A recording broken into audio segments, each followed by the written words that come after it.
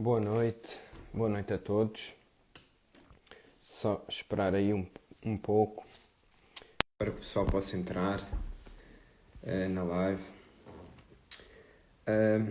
Falar já sobre o tema que irá ser hoje a live. E a live vai ser falar um pouco sobre aquilo que leva os meus alunos a terem resultados. Se existe alguma magia por trás disso ou se não existe. E no fundo acaba por ser bem simples. Primeiramente vou-me apresentar. O meu nome é João Rodrigues e sou personal trainer. Trabalho tanto na parte online como na parte presencial. Agora mais na parte online devido ao confinamento que nós estamos a atravessar. Anteriormente estava a trabalhar em 2 ginásios. Um trabalhava apenas como monitor de sala, no outro trabalhava mesmo como personal trainer. Agora está melhor, estava aqui a acender a luz, agora ficou melhor. Só trocar aqui, agora sim. Como eu estava a dizer, trabalhava em 2 ginásios antes da pandemia, num exclusivamente como personal trainer, noutro exclusivamente como monitor de sala. E o que é que leva, de facto, vamos falar um pouco então sobre, após esta apresentação, vamos falar um pouco sobre tudo aquilo que envolve então o que é que os meus alunos fazem, que os leva a ter resultados. E antes de mais nada, antes de fazer alguma pergunta, ou sei que pode surgir sempre algum rumor sobre isto, todos os meus alunos são naturais. Nenhum deles toma nenhum tipo de esteroides, anabolizantes, todos são naturais. Em termos de suplementação, a maioria usa também o básico, o whey, que eu não considero suplemento, eu pessoalmente considero mais um alimento e uma forma de dar sabor à dieta. Eu acho que é algo que pode trazer mais adesão à dieta da parte de toda a gente, ou seja, por esse mesmo motivo, eu colocar na maior parte, tanto uso comigo como com os meus clientes, whey, por exemplo, o mingau da aveia, que é aveia, whey, fruta, por exemplo, iogurte natural com whey também, com canela, fica bastante bom, manteiga de amendoim com whey, vai depender do sabor. Eu pessoalmente tenho 2, porque eu enjoo muito a sabores, e tenho 2 atualmente, morango e café. E utilizo whey, creatina, algumas pessoas utilizam, não todas. Ômega 3 também, quem come pouco peixe, eu coloco. Vitamina D, principalmente pessoas que ou trabalham em casa ou não podem sair de casa, utilizo também. E vitamina C. Basicamente são estes os suplementos, tanto eu como os meus alunos utilizam, porque eu não utilizo nada, tudo aquilo que eu passo foram coisas que eu já testei em mim. Partindo então aqui um pouco para a periodização. Tudo o que envolve uma periodização. Periodização vai desde incrementar, vai desde as repetições, as séries, os períodos de intensidade alta, intensidade baixa, descanso alto, descanso longo, descanso curto. Isso tudo é periodização. Eu sei que muita gente ainda não utiliza e os resultados podiam ser melhor caso utilizassem, obviamente que sim. E sei que muita gente já utiliza e toda a gente que utiliza, os resultados têm sido substancialmente superiores àqueles que eles tinham quando não utilizavam. Por exemplo, dentro de uma periodização nós poderemos incrementar num mesociclo, por exemplo, que seja um mesociclo. Eu trabalho com mesociclos de 8 meses, que é para dar aquele período completo do acompanhamento. Se fizesse de 6, caso a pessoa pagasse 2 meses, ia acabar o mesociclo antes do acompanhamento. Por esse mesmo motivo eu utilizo um mesociclo de 8 semanas. Quando a pessoa me paga, eu programo o treino e programo logo sempre, envio logo 2 meses de treino programado. O que é que vamos ter desses 2 meses? Vamos fazer tudo igual? Não, pelo contrário. Poderemos fazer períodos de choque, períodos de base e períodos de deload, que são períodos que eu particularmente gosto de utilizar. Por exemplo, fiz uma periodização há pouco para uma pessoa que tem a oportunidade de trabalhar em ginásio, em que numa semana em que a variação da intensidade nas primeiras 4 semanas era uma semana fazia 3 repetições, 3 repetições de 6 a 8, aí na semana seguinte 3 repetições de cada exercício de 8 a 12. Na semana 3 voltava a fazer 3 repetições de 6 a 8 e depois na quarta semana 3 repetições de 8 a 12. Aí o que é que eu faço? Eu particularmente gosto de fazer isto e é uma coisa que já enviei à pessoa e vou testar com este meu aluno, que é nas semanas em que a intensidade estiver mais alta, os hidratos de carbono vão estar mais altos. Nas semanas que a intensidade estiver mais baixa, os hidratos de carbono vão estar mais baixos, mantendo as calorias iguais, ou seja, mexendo também nos outros macronutrientes, que é a proteína e a gordura. Posto isto também, acaba por... o que é que este tipo de periodização pode também trazer?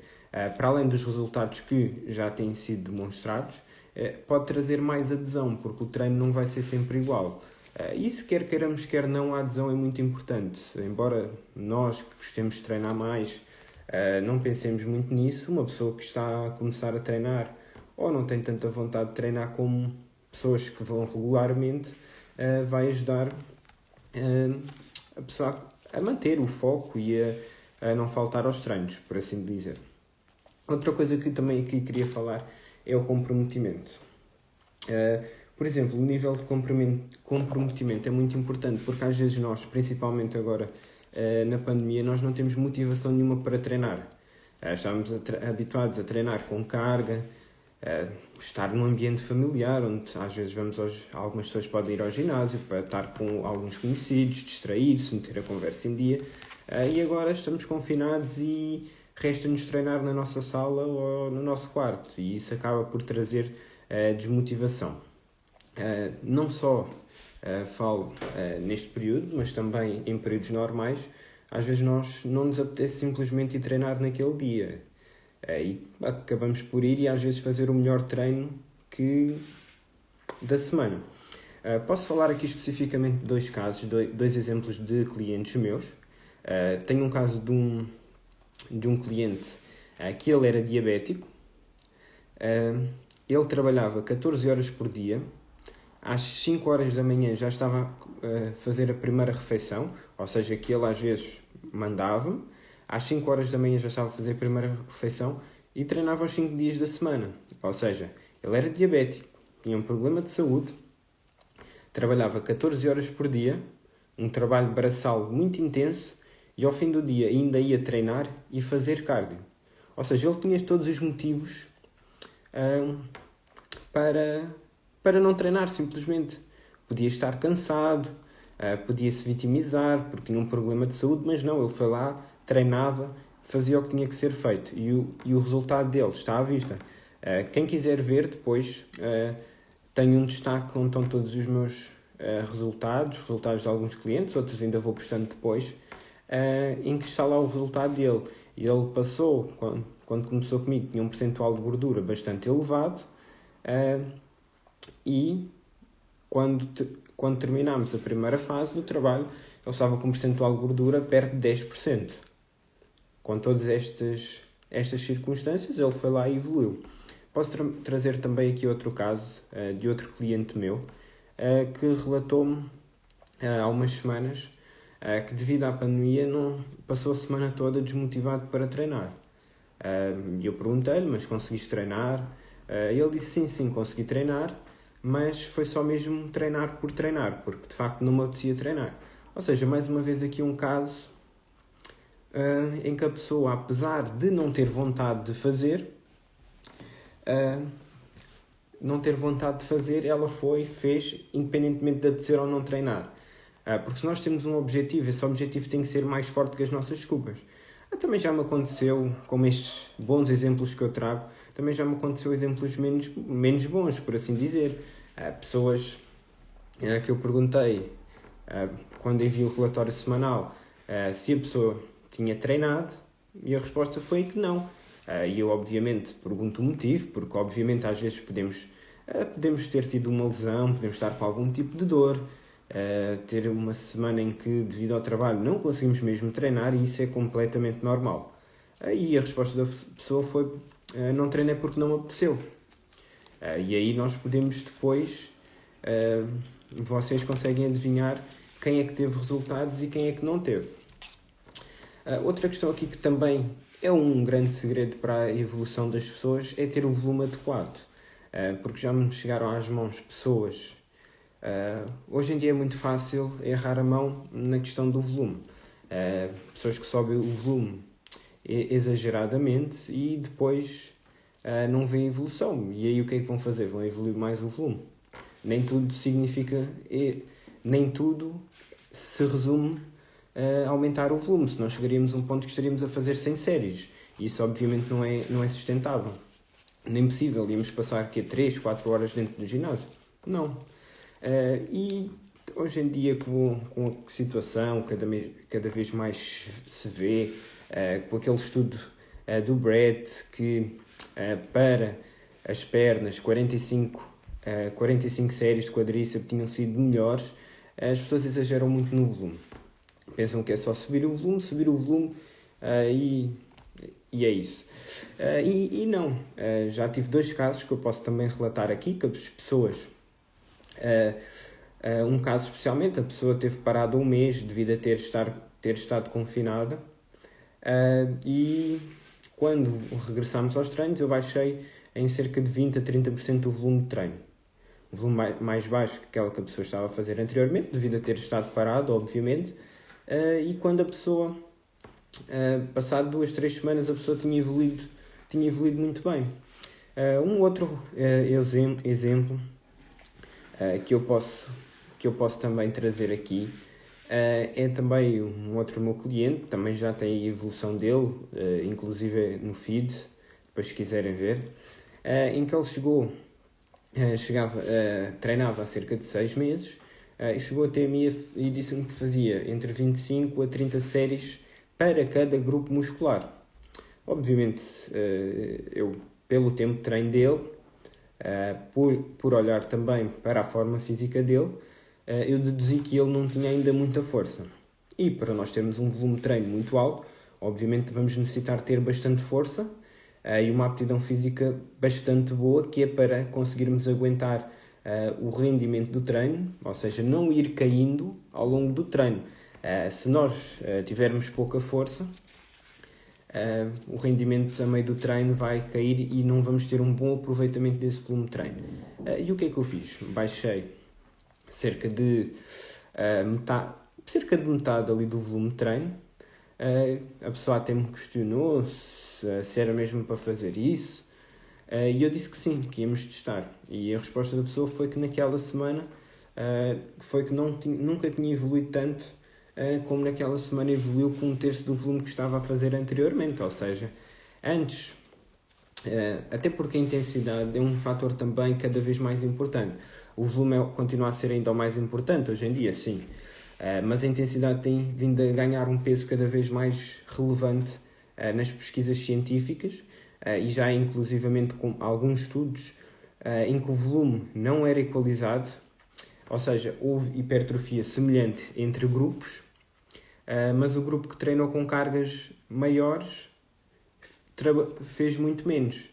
E também já houve estudos em que o volume não era equalizado, o volume do grupo que fez com cargas baixas foi maior e o grupo que treinou com carga mais elevada foi menor, e a intensidade foi igual. A intensidade foi mais alta e a hipertrofia foi semelhante entre os grupos. O que é que isto quer dizer? Quer dizer que talvez a intensidade seja muito mais importante do que aquilo que até aos dias de hoje se vinha a falar. Obviamente que, por eu defender as cargas altas, não quer dizer que os meus alunos treinem apenas com cargas altas. Não. Os meus alunos fazem uma periodização onde trabalham tanto com cargas mais altas como com cargas mais baixas, como fazem períodos de choque, como fazem períodos de deload. Outro assunto também que eu queria falar aqui é sobre técnicas avançadas. O que é que são técnicas avançadas? São, por exemplo, drop sets, strip sets, cluster set, rest and pause, FST set, interset trash, que é alongamento intrasérie. Praticamente poucos são os meus alunos que utilizam alguma destas técnicas. Isto porquê? A maior parte ainda precisa de progredir nas cargas, ou seja, ganhar força. Só quando uma pessoa tem realmente força, bastante força, é força como nós ficamos impressionados quando vemos, aí sim é que nós precisamos de colocar alguma destas técnicas, e quando já temos um volume muito elevado, porque todas estas técnicas são técnicas volumizadoras, ou seja, elas servem para incrementarmos volume no nosso treino. Se nós não precisamos de um volume muito grande, qual é a necessidade de estar a colocar uma destas técnicas em detrimento da intensidade e da progressão de carga? Inúmeros casos também que já me chegaram às mãos, porque é normal, e alguns treinadores têm o hábito, também já me aconteceu, de enfeitar o treino com técnicas. O treino todo parece uma árvore de Natal cheia, cada exercício tem lá uma técnica, só para nós acharmos aquilo o treino mais completo que nós já vimos na nossa vida, e não é bem assim. Um iniciante vai evoluir? Vai. Mas poderia evoluir muito mais e ter uma progressão muito mais contínua e linear. Outra coisa que também queria falar seria exercícios e prescrições adequadas. Nós vemos muitas vezes exercícios inadequados e que não estão de acordo com aquilo que a pessoa quer realmente ganhar mais. Ou seja, se uma pessoa quer ganhar mais determinado músculo, a pessoa tem que treinar mais determinado músculo. Um grupo muscular onde isso se vê muito, efetivamente, é o glúteo. Porque as pessoas querem ganhar glúteo e não fazem exercícios para glúteo. Ou fazem poucos. Por exemplo, a pessoa quer ganhar glúteo e o treinador mete a pessoa a fazer agachamento e leg press. Trabalham ambos o glúteo? Trabalham, mas ambos vão depender de duas coisas. Primeiro, que é a amplitude do movimento e ser trabalhado com bastante carga. 2 pontos logo que a maior parte das pessoas que estão a começar não conseguem ter. Logo aí, o glúteo não vai crescer na proporção que nós desejaríamos. Já observei isso, tanto presencialmente como online. E se nós queremos treinar glúteo, temos que efetivamente treinar glúteo. Uma parte que é exercícios, por exemplo, elevação pélvica, peso morto sumo, abdução, mais exercícios, cadeira abdutora, e por aí adiante. Uma parte do glúteo que também é muito esquecida. O glúteo é um músculo, mas está dividido em 3 porções: o glúteo máximo, que é a parte maior do glúteo, e depois na parte mais do lado temos glúteo médio e glúteo mínimo. A maior parte dos exercícios mais convencionais, agachamento sumo, elevação pélvica, trabalham predominantemente o glúteo máximo. Para nós trabalharmos o glúteo médio é um abdutor da anca, vamos ter que fazer abduções. Exercícios que nós podemos fazer para glúteo médio, que dentro dos ginásios é algo que praticamente não vejo prescrever. Cadeira abdutora 45 graus, que vai tanto trabalhar glúteo máximo como glúteo médio. Glúteo ostra, pode ser abdução nos cabos, abdução em pé, com bandas, abdução deitado no chão, deslocamento lateral com bandas nos tornozelos. A posição das bandas, elas podem ser colocadas em diversos sítios. Porque é que num deslocamento lateral, caso o músculo que a pessoa queira trabalhar seja o glúteo médio, se deve colocar as bandas mais abaixo. Quanto mais abaixo, melhor. Isto porque quanto mais acima nós colocarmos as bandas, mais vamos dividir o trabalho entre o glúteo médio e o tensor da faixa lata. Ao colocarmos as bandas elásticas mais em baixo, pode ser nos tornozelos ou nos pés, vamos deixar de trabalhar o tensor da faixa lata e o trabalho passa todo para o glúteo médio. Se é isso que queremos, ótimo. Se queremos também trabalhar o tensor da faixa lata, mais acima será o ideal. Sobre glúteo, é isto que eu vejo muito acontecer. E efetivamente, quando depois começam a ser incrementados exercícios realmente para glúteo, como elevação pélvica, por exemplo, agachamento búlgaro, aí sim a evolução vem. Por isso é que muitas meninas que treinam bastante tempo com aquela ficha de ginásio queixam-se disso mesmo, que não tiveram a evolução que desejariam. Outra coisa que também os meus clientes fazem e é essencial para eu ver se realmente eles estão a evoluir ou não. Primeiro ponto, eu peço a todos execução dos vídeos, mesmo em pessoas que à partida eu sei que sabem treinar. E porquê? Porque muitas vezes, mesmo nós próprios que já treinamos há muito tempo, existe um detalhe ou outro que pode ser corrigido e melhorar aquela execução. Há sempre algo a evoluir. Eu próprio gravo-me durante os meus treinos, que é para verificar isso mesmo, se estou realmente a fazer os exercícios da forma correta. E durante muito tempo eu também fiz da forma errada. O que é que me fez realmente evoluir? Foi gravar e ver as execuções para ver os pequenos pontos que eu de facto poderia melhorar. Uma ferramenta muito importante e que é a partir da qual eu vejo se a pessoa realmente está a evoluir é uma tabela de cargas, onde através disso eu controlo o treino da pessoa. Ou seja, o que é que a pessoa serve quase como um diário de treino. Eu passo um controle de carga, tem lá todas as séries do exercício e a carga que a pessoa utilizou e a pessoa vai apontando. E aquilo tem uma forma automática que me vai depois dar o volume total de cada exercício. E a partir disso eu consigo ver se a pessoa está realmente a progredir nas cargas e evoluir ou se não. Obviamente que deve haver evolução, mas existem alguns fatores que às vezes podem interferir nisso. Às vezes estamos mais cansados, naquele dia não correu bem o treino, inúmeros. Mas à partida é isso. E, por exemplo, a partir desse momento nós também podemos ver se numa semana de choque realmente deu aquela carga, a evolução que nós queríamos. Ou, por exemplo, se num deload a pessoa não diminuiu, num regenerativo, fica mais simples, no regenerativo se a pessoa não regrediu muito, ficou dentro daquele volume tal de treino que nós estávamos à espera. E é essencial para quem principalmente trabalha com acompanhamento online, que não está presencialmente com a pessoa, é muito mais fácil controlar dessa forma o treino. Muitos me perguntam se é também possível ter, se dá para só a alimentação ou só o treino, o que é mais importante para ter resultados. Os dois são importantes. E para mim não existe essa questão de que a alimentação é 70% e o treino é 30%, não. Tem que ser 100% os dois. Só assim se vai ter uma evolução mais concreta. Porque nada adianta, por exemplo, a pessoa querer ganhar massa muscular e ter medo de comer, não comer o suficiente. Ou seja, se a pessoa quer maximizar, dá para ganhar massa muscular e gordura ao mesmo tempo? Dá, mas se dá também para dar prioridade ao ganho de massa muscular ou à perda de gordura. E aí nós, na perda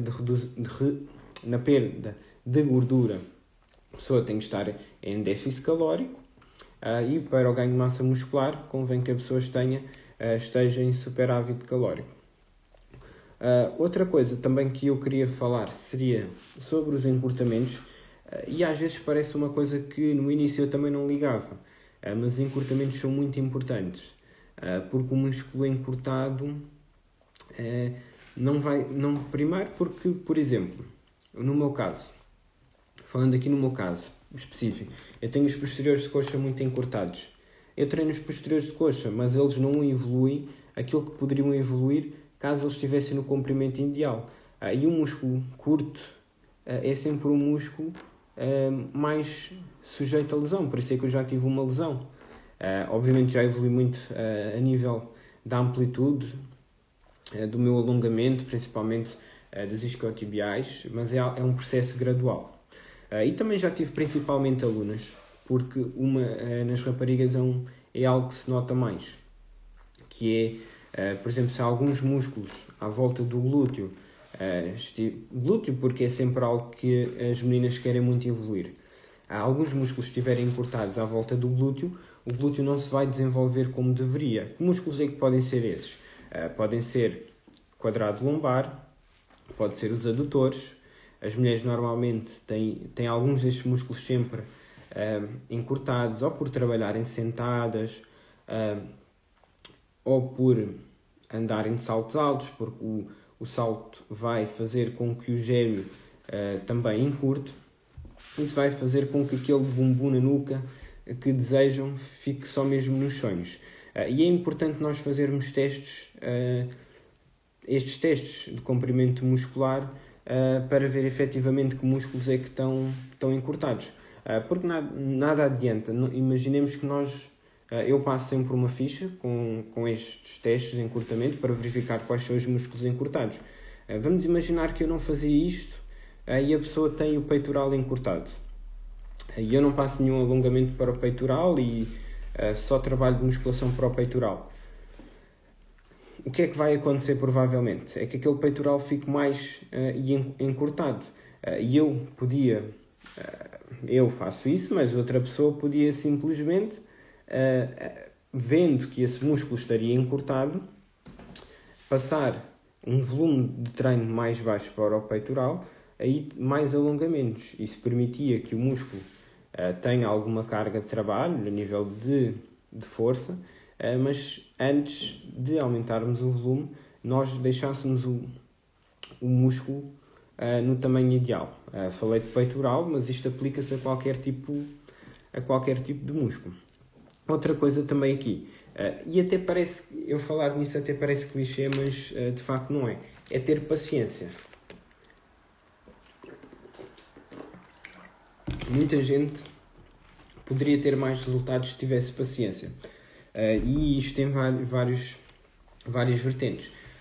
Nós todos queremos os resultados, e isto é normal, acaba por ser normal. Nós queremos os resultados todos para ontem, e isso não vai acontecer, obviamente. O processo demora tempo. Se nós queremos, por exemplo, perder gordura mantendo ao máximo a massa muscular, nós não podemos fazer um déficit calórico agressivo. Vamos perder peso? Vamos perder bastante peso, mas vamos também perder muita água e muito músculo junto, e não é isso que nós queremos. E às vezes a pessoa durante um mês teve uma evolução, perdeu 2 quilos, mas a pessoa não está contente com essa evolução e decide fazer algum projeto mais agressivo e acaba com os resultados todos que conquistou durante vários meses. A nível de paciência, isto aplica-se a tudo na vida. Mais vale perder 1 kg por mês durante 12 meses, que dá 12 kg, do que nós perdermos 10 kg no mês e ganharmos 15 no mês a seguir. Mais vale um processo lento e constante do que um processo rápido que não seja constante. Isto era tudo o que tinha para falar acerca de algumas coisas que eu faço que permite que os meus clientes tenham uma evolução em segurança e também que maximize os processos tanto de ganho de massa muscular como de perda de gordura. O que fazes para ter uma alimentação saudável? Pergunta aqui do Luís Almeida. Então, Luís, relativamente à minha alimentação, eu calculo tudo e com base na fase em que estou, ou seja, calculo a minha taxa metabólica basal, multiplico pelo fator de atividade, isso vai-me dar as minhas calorias de manutenção, que é as calorias em que nem ganho peso, nem perco peso, e a partir daí, se o meu objetivo for ganho de massa muscular, eu vou estar em excedente calórico, ou seja, vou ter que comer mais calorias do que aquelas que eu gasto. Em média, uma faixa segura seria ali entre 200 a 500 calorias, e se eu quiser perder massa gorda, vou estar em déficit calórico, e uma faixa também segura seria ali entre os 200 a 500 calorias de déficit calórico. E seria de facto isto tudo que eu tinha para falar na live. Caso alguém queira colocar alguma questão, pode colocar, que eu, se souber responder, respondo.